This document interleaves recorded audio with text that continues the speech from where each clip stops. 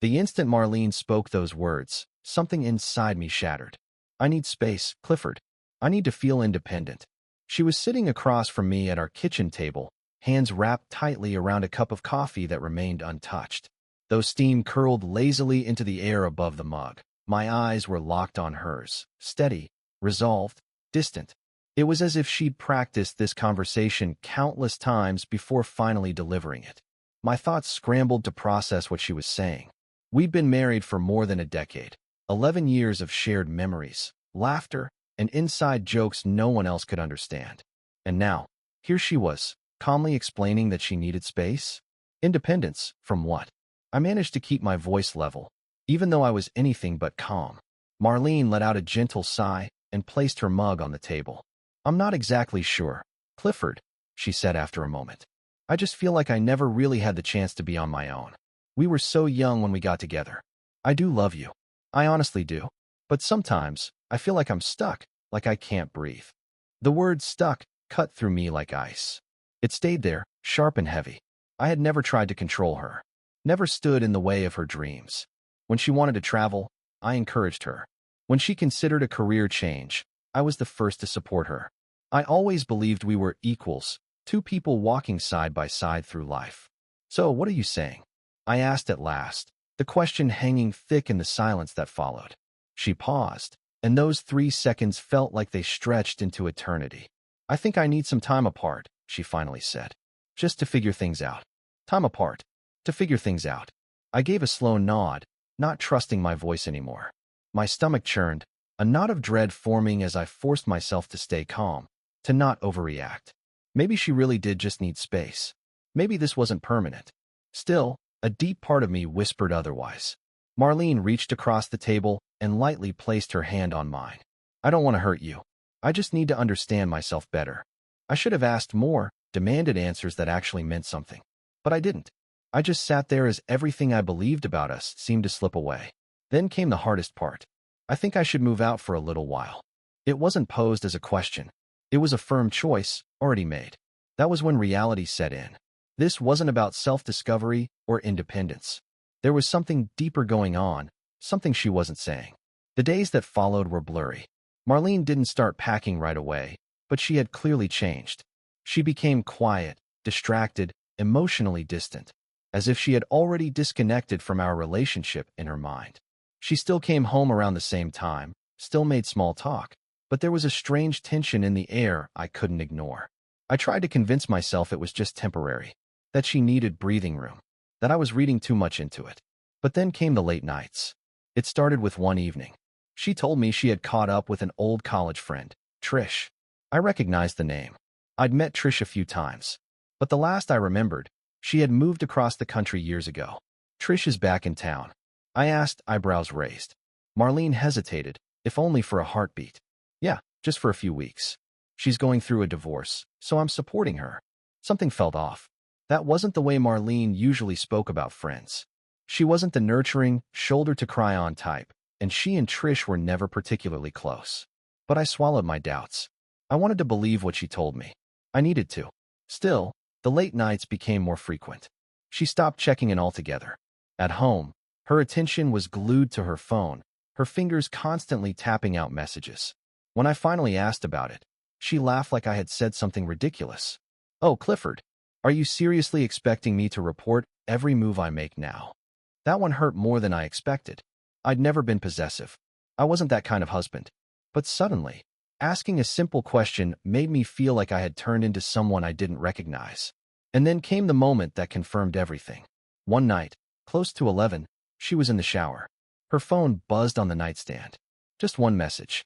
I'd never been someone who went through his partner's phone, but this time was different. The notification lit up the screen. For just a second, I saw the name. It wasn't Trish. It was a man's name. The message read, "Tonight was amazing. Can't stop thinking about you." It felt like a punch to the gut. My body moved without thinking, stepping toward the nightstand. I hovered there, staring at the phone. But I stopped myself.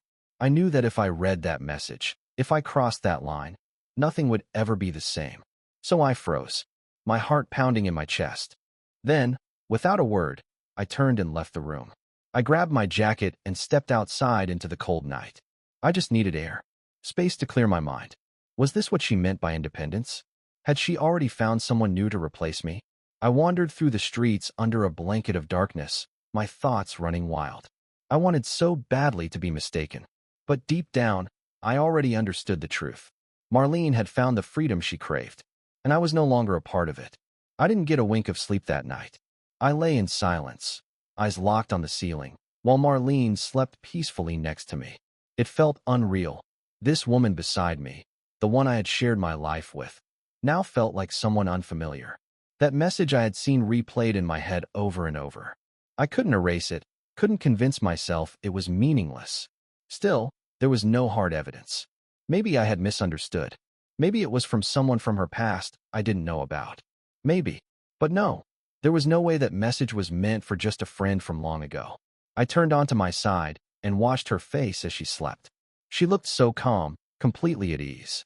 Just days earlier, she had gone on about needing space and independence, about wanting to find herself. Yet here she was, curled up in our bed like nothing had changed, as if everything was perfectly fine, as if she weren't keeping secrets from me. Then it hit me. If I brought it up now, she'd have time to come up with stories, excuses, maybe even tears to throw me off. She could manipulate the moment and make me question myself.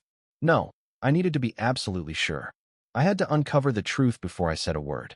The next morning, I left for work like always, though my mind wasn't on the job. My inbox stayed full, and meetings passed in a blur. Everything felt off balance, like gravity had shifted and I was just floating. Around midday, I made up my mind. I stepped out early for lunch and drove to a quiet area close to our house. Then I waited. Marlene had said she was taking the day off, said she needed time alone to think. But deep down, I doubted she was spending it by herself. My instincts were right. At precisely 1:45, a sleek, dark sedan I had never seen before pulled up in front of the house. It wasn't the kind of car her usual friends drove. This one looked expensive, polished, and deliberate. From a distance, I watched, my stomach tightening. The driver didn't get out immediately. He lingered, almost like he was waiting for a sign. Then, our front door opened, and Marlene came out. She was glowing, her smile bright and genuine, the kind she used to save just for me, back when we were still falling in love. And now she was giving it to him. I couldn't see his face clearly, not from where I had parked, but I noticed how he leaned toward her as she got in, how her hand brushed his arm, how she laughed so easily.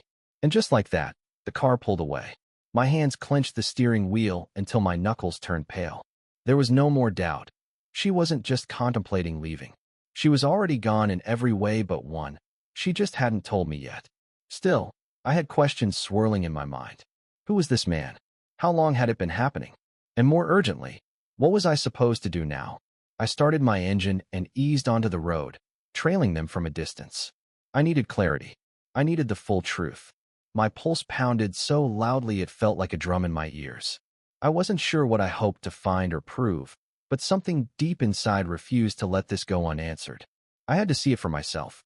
They drove through familiar streets, past places that held memories. Our favorite diner, the park we used to wander through in the evenings, even the quaint little bookstore Marlene used to love. Seeing it all again in this context made my stomach turn.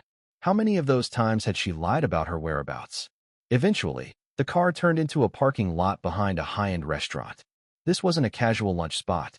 It was the kind of place you reserve for milestones, for meaningful moments. I parked a few spaces back and waited. Then I saw him clearly for the first time. He looked to be at least 10 years older than me, dressed sharply, with a designer watch gleaming on his wrist. Confidence radiated off him, the kind that came from money, power, or both. He stepped around the car to open the door for her, and Marlene gently touched his chest as she stepped out. That small gesture cut through me like a blade. They walked in together, side by side, and I stayed behind, my hands gripping the steering wheel as my thoughts raced. I could have gone in, made a scene, demanded explanations. But I didn't. Something told me to wait, to be deliberate.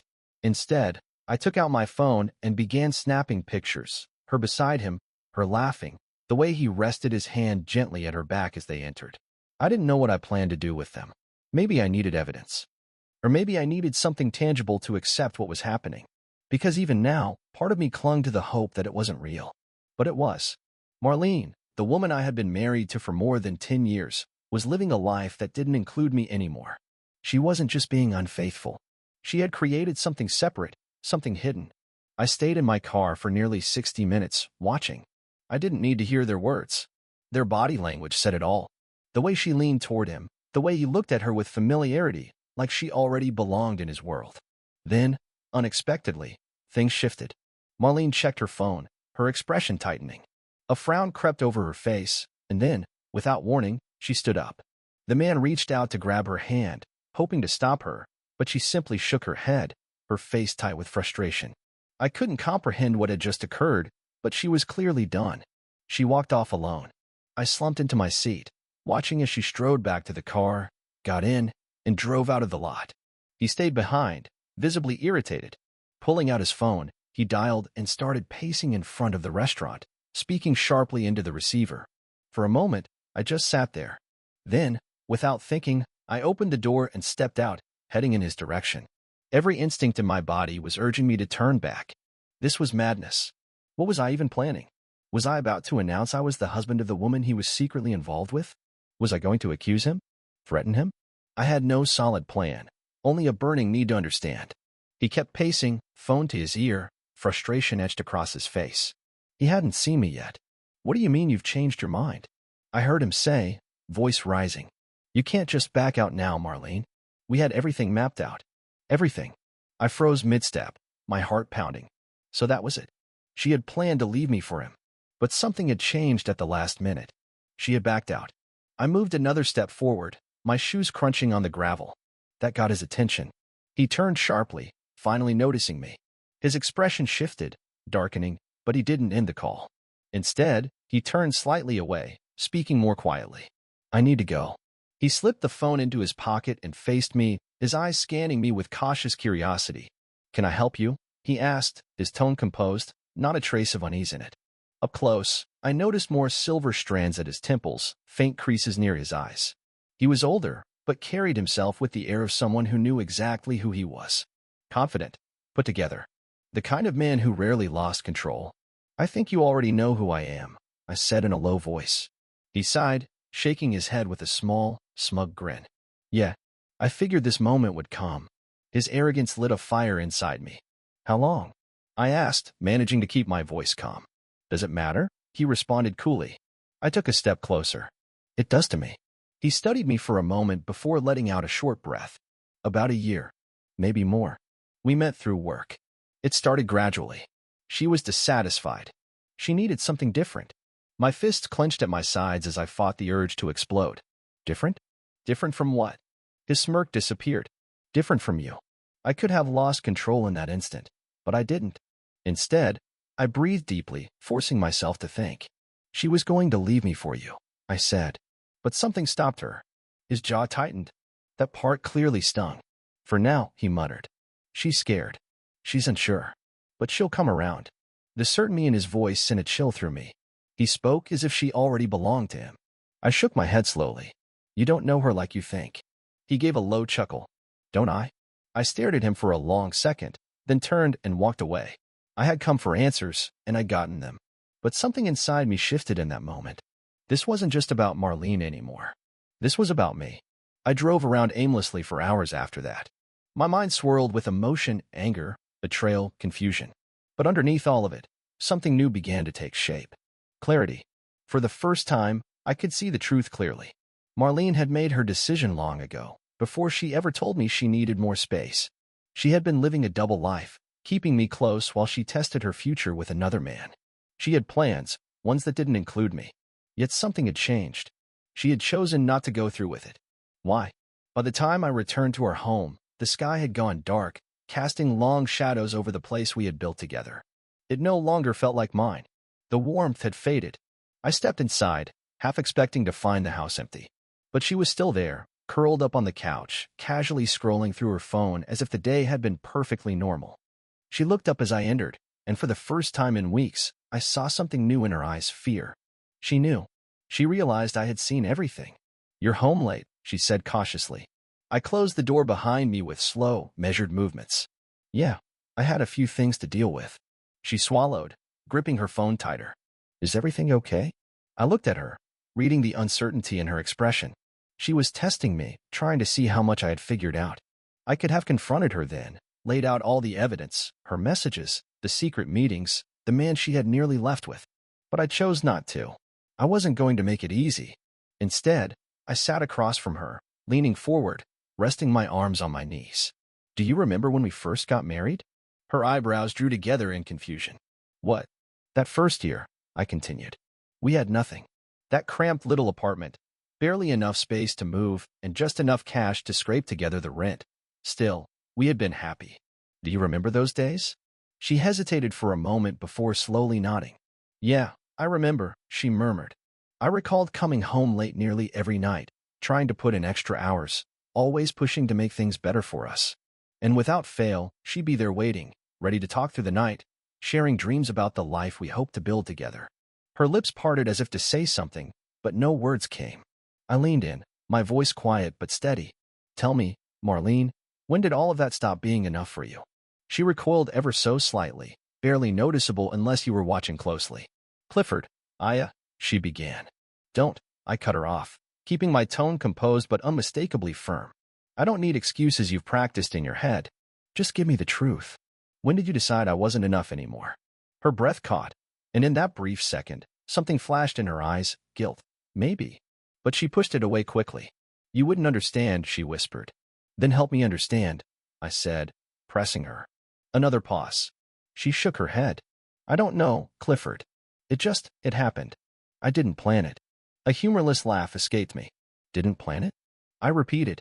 That's funny, because I had a conversation earlier today that suggested otherwise. It sounded a lot like you two had this figured out from the beginning. Her face went pale. You talked to him? Silence followed.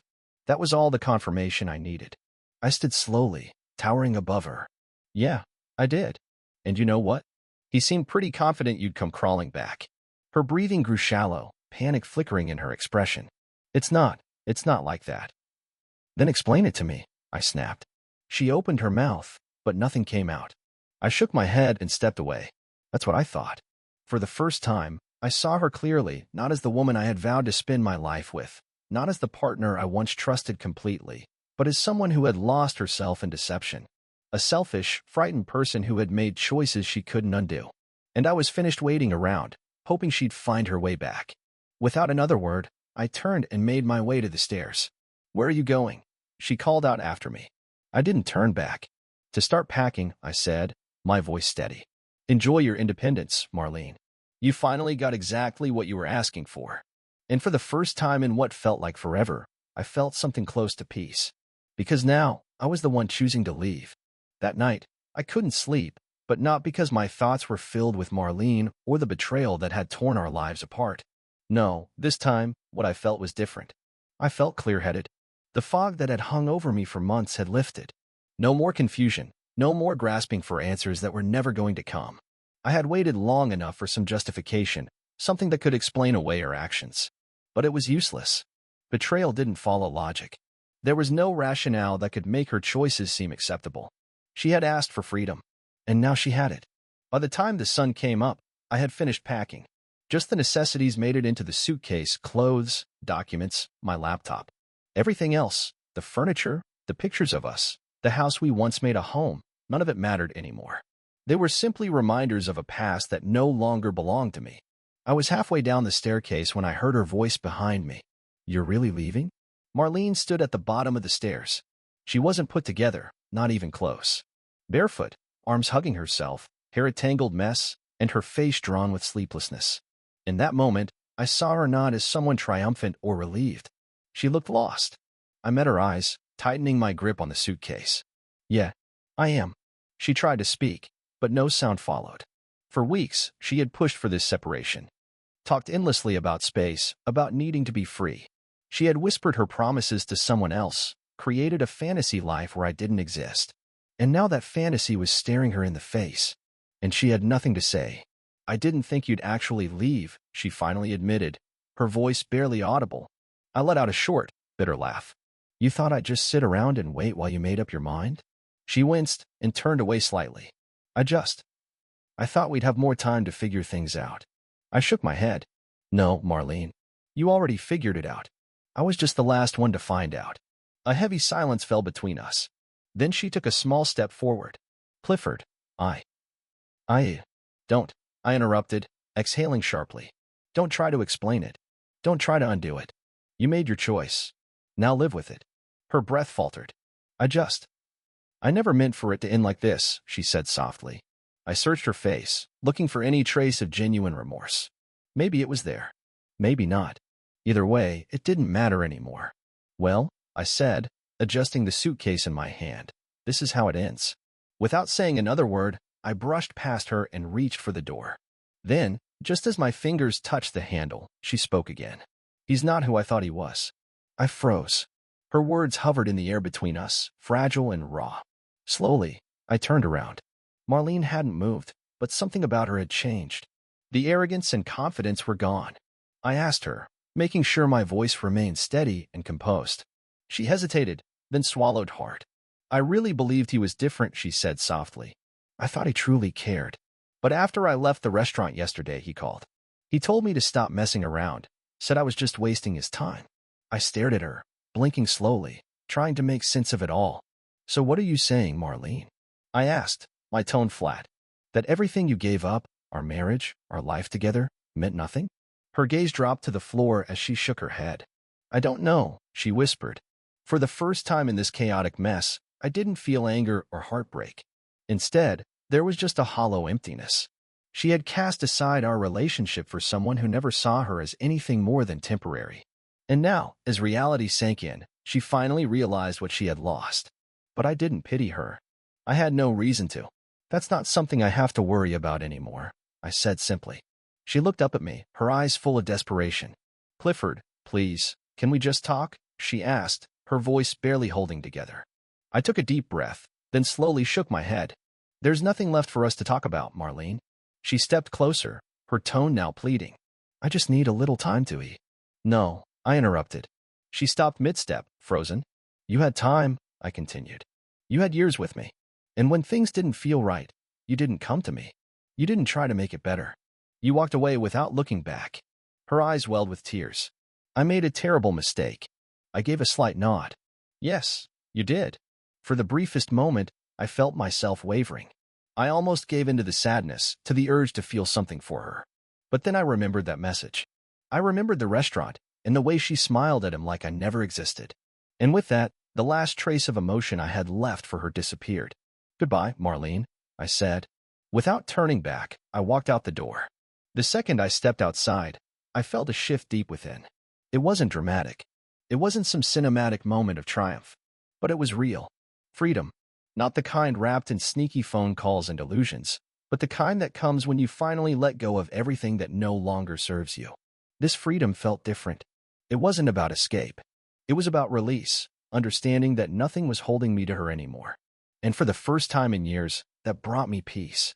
That night, I checked into a hotel. I could have stayed with someone I knew, but what I needed was space and silence. Sitting at the edge of the bed, I stared blankly at the wall, trying to take in everything that had happened, the betrayal, the deception, and that final moment when she looked at me as if it had only just dawned on her what she had destroyed. But by then, it didn't matter. She had made her decision. And finally, I had made mine. The divorce went through quickly. I didn't make it harder than it needed to be. I handed her the papers and let her face the reality of her choices. She signed without protest. I think she was too worn out to argue. She left the house soon after. I didn't ask where she went. That chapter was closed. Months later, mutual friends mentioned the man she had chosen had disappeared from her life entirely. No explanation. No contact. He had simply walked away. I didn't feel bad for her. Some lessons only sink in when it's far too late. But I wasn't going to be one of those people who learned the hard way. 1 year passed. It's strange how much can change in a single year. Back then, I believed everything I had was ruined, that my world had completely collapsed. But now? Now, I stand on the balcony of my new apartment, my own place, watching the city glow in the night. I've got a new job, new friends, and a new life that isn't built around someone who left me behind. And I'm content. Truly content. Not because I found someone new or sought revenge, but because I've come to understand something Marlene never did. Freedom isn't about running away. It's about knowing when to let go. And I have. Completely.